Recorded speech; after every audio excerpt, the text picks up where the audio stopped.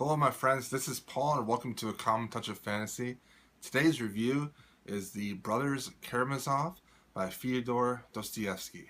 Russian literature has always been something that I've always wanted to try. I've always heard that the characterization is fantastic. Many American and British authors talk about how much Russian literature, especially Tolstoy and Dostoevsky, impacted them when they were first reading in the early 20th century, when it was first being translated. And I decided it was time for me to read my first Russian literature piece, and I picked The Brothers Karamazov by Fyodor Dostoevsky. I have never experienced the written word quite like this. So what to expect from The Brothers Karamazov?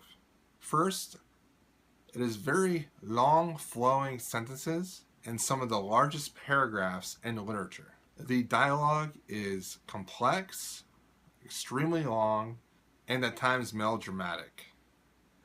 It is not unheard of to read an entire paragraph of just one person talking and have it fill the entire page.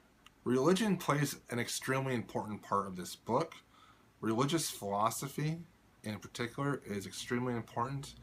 There's a lot of discussion on the meaning of God and if God is actually real. A lot of God versus atheism topics with a lot of religious philosophy versus regular philosophy thrown in there. There are pages and pages on religious discourse, so if that really isn't your thing, then you might not want to check this out. With that, philosophy and the Russian way of thinking about things is extremely important to this book.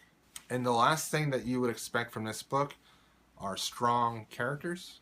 All the characters are very different from each other, and they are very complex, and they show their emotions, and they are not afraid to tell people how they feel. The Brothers Karamazov by Dostoevsky is a story about three brothers living in Russia. These three brothers are Ivan, Mitya, and Alyosha. They have been apart from each other for quite some time. They lived in separate parts of Europe, and now they're all back together, and they're visiting their father. They don't really like their father one bit. Father's name is Fyodor Pavlovich Karamazov. The three brothers couldn't be any more different. Ivan is a scholar, highly intelligent, and has next to no desire to be religious whatsoever. Mitya is a guy that is very passionate about life. He decides to do things but doesn't really think them through.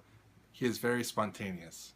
Alyosha is a monk, and he is very spiritual, and he's very discerning. We see most of this story through the eyes of Alyosha. He is a monk just about to finish his time in the monastery. He is reunited with his two brothers and his father, and they have a lot of discussions about philosophy, religion, and life in general, the great questions in life. Mitya, the one that's spontaneous and kind of goes by the cuff, he's engaged to a woman called Katerina, but he's actually in love with another woman called Grushenka.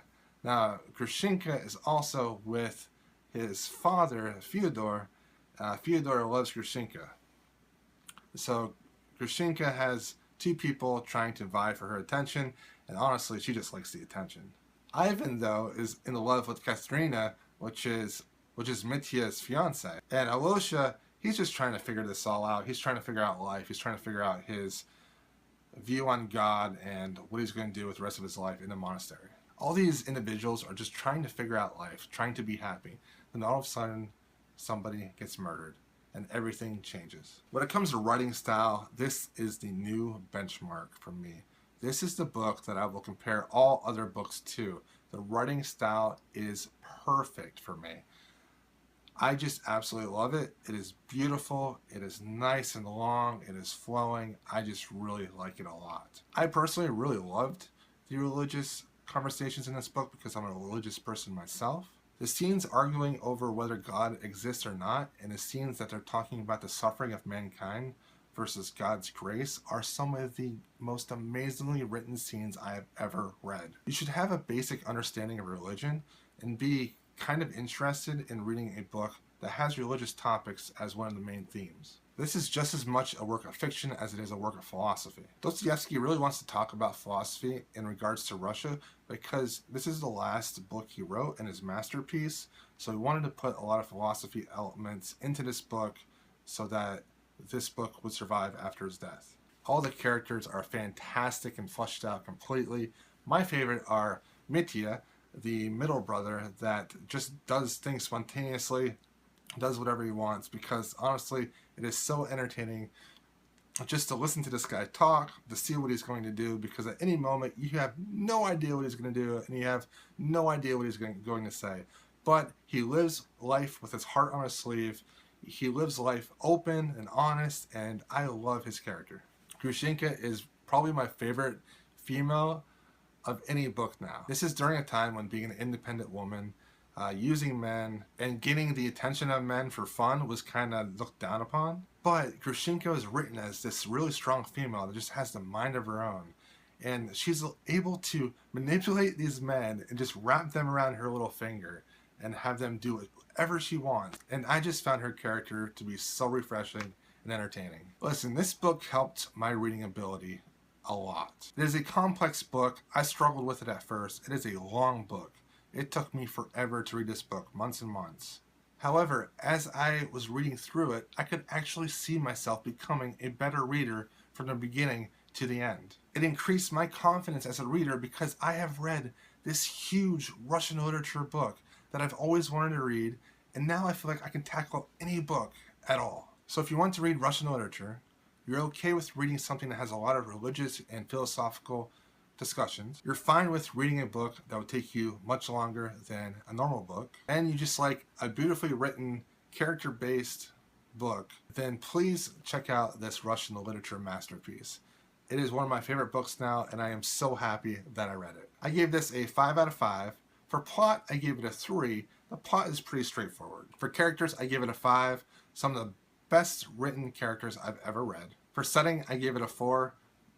Can't go wrong with a Russian literature setting.